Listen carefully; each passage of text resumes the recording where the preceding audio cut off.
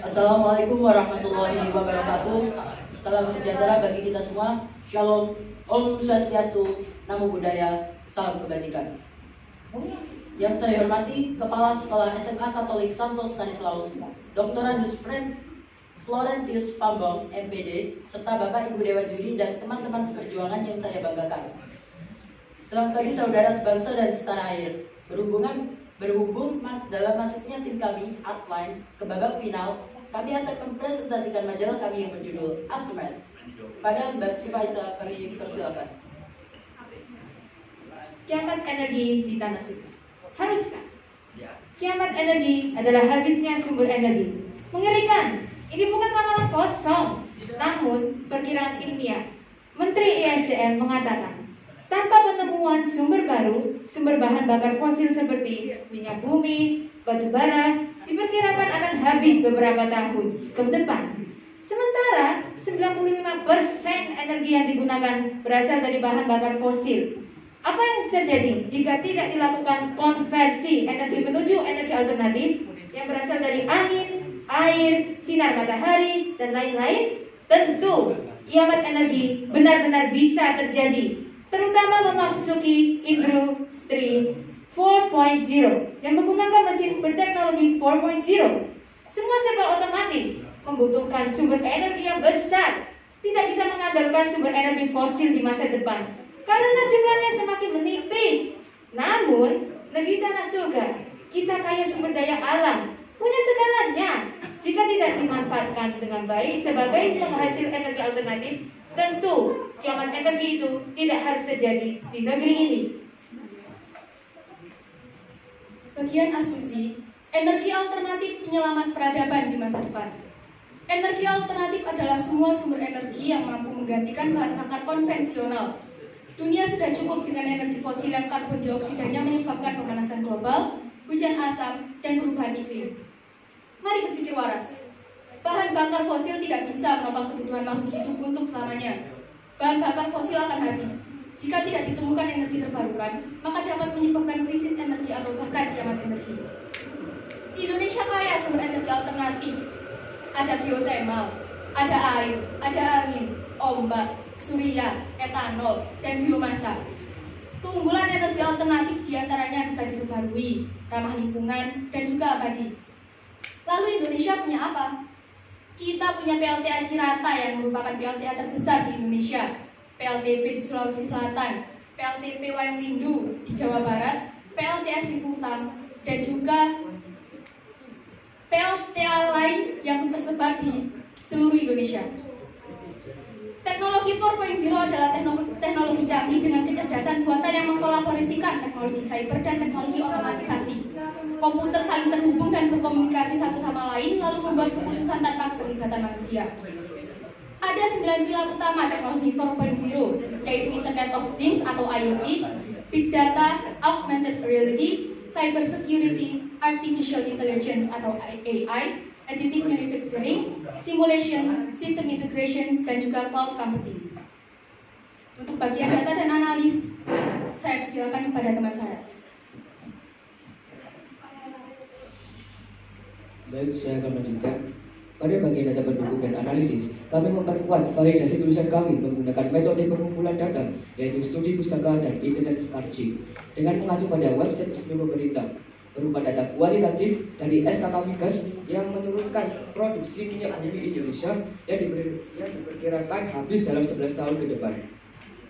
Berikutnya, pada halaman 15 pada majalah kami, terdapat data kuantitatif potensi sumber energi alternatif oleh Kementerian ESDM tahun 2020 yang diperkirakan mencapai 509,8 gigawatt. Juga data kualitatif tentang persiapan Indonesia dalam memasuki era industri 4.0 seperti menyiapkan sumber daya manusia yang memadai serta menyediakan energi alternatif yang mencukupi. Dalam bagian kesimpulan, kami menyimpulkan bahwa kiamat energi adalah ancaman nyata. Cara menghindarinya adalah dengan konversi pada energi alternatif. Penguasaan teknologi 4.0 sangat penting dalam memasuki revolusi industri 4.0. Dan pesan dalam kami adalah alam adalah penghasil energi terbesar bagi dunia. Sayangi alam, maka alam akan menyayangi. Baik, untuk bagian saran dan profil penyusun akan dijelaskan oleh tim saya selanjutnya. Cek. Kepada pemerintah yang terhormat, saran kami adalah segera mengubah pola pikir primitif dari memburu energi atau energi hunting menjadi menghasilkan energi atau energi farming. Terutama alat-alat teknologi 4.0 butuh sumber energi yang besar. Kendala mahalnya biaya pembangunan pembangkit listrik energi alternatif bisa diatasi dengan cara menaikkan insentif bagi investor, menyiapkan sumber daya manusia dalam negeri dengan beasiswa, subsidi bahan bakar bioenergi, melakukan pelatihan maupun memberi beasiswa agar masyarakat mengenal dan mampu menggunakan alat-alat berteknologi 4.0 serta menyiapkan sumber energi terbarukan yang memadai bagi masyarakat. Bersiaplah memasuki industri 4.0 dengan mempelajari sebanyak mungkin keterampilan penggunaan alat-alat berteknologi 4.0 serta mulai gunakan sumber energi alternatif seperti biodiesel, nuklir, cahaya matahari atau panel surya, geothermal, biomasa, dan lain sebagainya. Demikian majalah Aftermath ini disusun sepenuh hati oleh tim Artline yang beranggotakan saya, Dia Ulham Firmansyah dari kelas 8A SMP Negeri 1 Purwosari. Saya Kalista Putri Duani dari kelas 8A SMP Negeri 1 Purwosari. Saya Putra Izi Arlanda dari kelas 8A SMP 1 Negeri 1 Purwosari. Dan saya Siva Aisyah dari kelas 8A SMP 1 Purwosari. Serta Ibu Guru Pendamping, Ibu Helmi Susanti, MPD.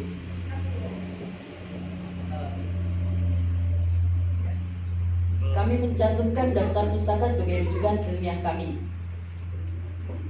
Setelah mempresentasikan karya majalah kami beserta isi-isinya, kita dapat memasuki sesi tanya jawab. Untuk Dewan Juri yang terhormat, kami persilahkan. Terima kasih. Kita beri tepuk tangan dulu. Terima kasih. Silakan Bapak Ibu Dewan Juri untuk masuk dalam sesi tanya jawab.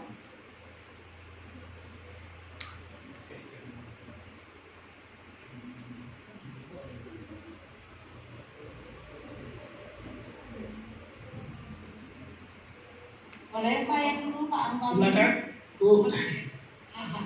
Ya, saya terpesona ini. Kalau saya jadi pemerintah, saya greget dengar rekomendasi dari para siswa ini ya. Jadi luar biasa. Tadi saya mendengarkan mulai dari asumsi awalnya itu sangat bagus, materinya juga bagus-bagus. Cuman saya jadi ingin tahu nih, penulis ingin mengedukasi masyarakat. Penulis sendiri atau penyusun sendiri apa yang sudah kami lakukan untuk mendorongkan ini terjadi. Silakan.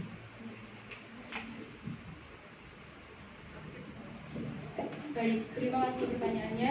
Untuk mendorong pengembangan energi alternatif sendiri, pemerintah sudah ada dalam RUU tentang energi baru terbarukan. Saat ini tengah dibahas pemerintah bersama DPR RI dan sudah memasuki tahap akhir. UU EBT berperan memberi kepastian hukum bagi pengembangan EBT, memperkuat kelembagaan dan tata kelola pengembangan EBT, menciptakan iklim investasi yang kondusif bagi investor dan lain-lain. RUU EBT terdiri atas 13 bab dan 58 pasal yang bahasanya mencakup sumber energi baru dan energi terbarukan hingga pengelolaan lingkungan dan keselamatan kerja dan partisipasi masyarakat dalam penyelenggaraan EBT sendiri. Terima kasih.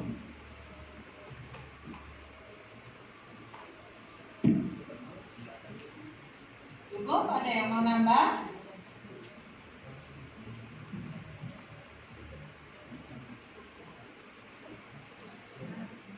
Pertanyaan saya, sebagai penyusun, Anda ambil bagian di mana? Atau apa yang kamu lakukan untuk mendorongkan ini benar-benar terjadi di Indonesia? Actionnya gimana? Actionnya mewujudkan yang kalian sampaikan. Wujud nyatanya.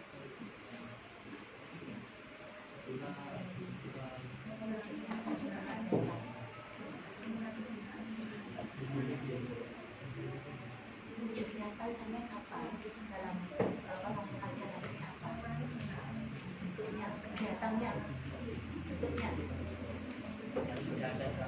Untuk wujud nyata kami sendiri, kami sudah melaksanakan beberapa saran yang telah kami letakkan pada majalah kami, yaitu kami menghemat energi sendiri, yaitu dengan mematikan lampu ketika tidak diperlukan juga. Lalu kami sedikit memberi saran juga pada pemerintah agar adanya energi alternatif ini semakin dikembangkan juga. Sudah kami. Jadi menurut saya itu untuk masyarakat. Tetapi untuk pemerintah itu ada beberapa yang telah membuat seperti pabrik-pabrik seperti PLTA Cirata, PLTB Sulawesi, PLTB Wayang Windu. Itu adalah salah satu contohnya yang telah dilakukan oleh pemerintah. Untuk masyarakat hanya sedikit saja, seperti mematikan lampu, jarang memakai mobil jika tidak diperlukan, atau yang lain-lain untuk menghemat energi dan mengurangi polusi, karena ini semakin banyak ini polusi ini. Mencabut kontak yang tidak dipakai juga, karena itu juga menghasilkan polusi juga itu.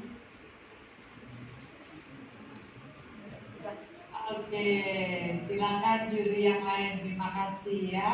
Terima kasih. Selamat siang teman-teman dari SMP Negeri Purwosari. Ini tim lain ya. Ya, saya ingin argumentatif dari teman-teman sekalian. Teman-teman sekalian mengikuti informasi, membaca literasi mengenai ada undang-undang juga energi baru terbarukan.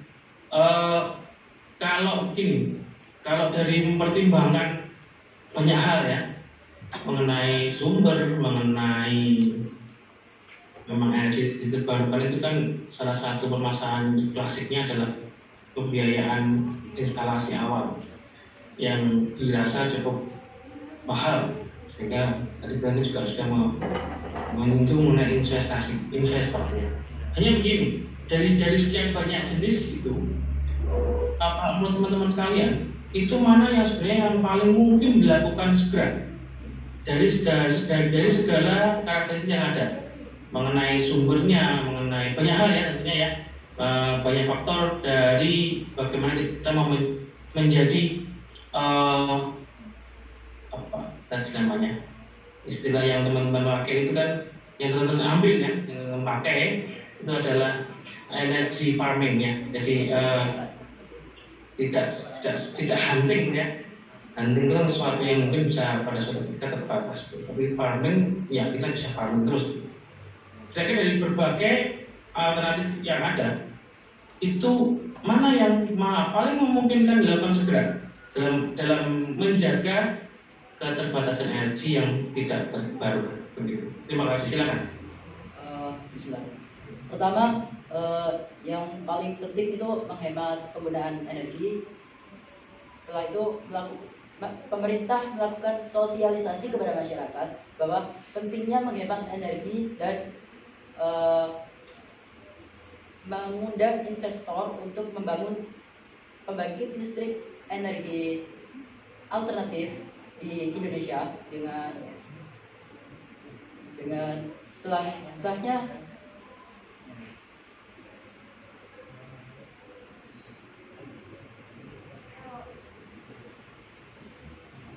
mohon maaf sepertinya saya agak kurang lancar penjelasan saya. Bisa diulangi poin pentingnya di mana? Mana yang memungkinkan segera kita eksekusi? Untuk kesegeraan itu belum terlalu bisa dengan waktu yang dibutuhkan itu lama. Tetapi dengan yang paling cocok adalah geothermal, karena Indonesia kan vulkanik, artinya banyak panas bumi gitu-gitu. Tetapi tidak bisa dilakukan secara segera.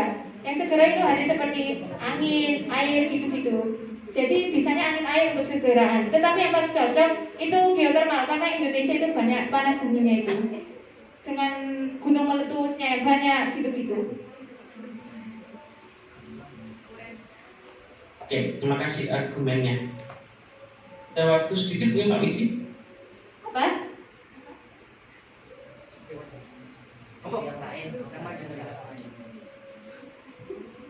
Ya, terima kasih sudah. Waktunya pendek sekali ya. Terima kasih.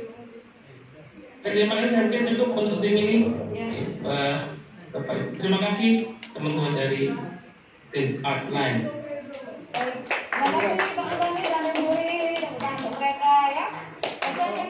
Semoga bermanfaat, dalam tanda kutip dilaksanakan, bukan hanya dibaca saja. Terima kasih. Wassalamualaikum warahmatullahi wabarakatuh.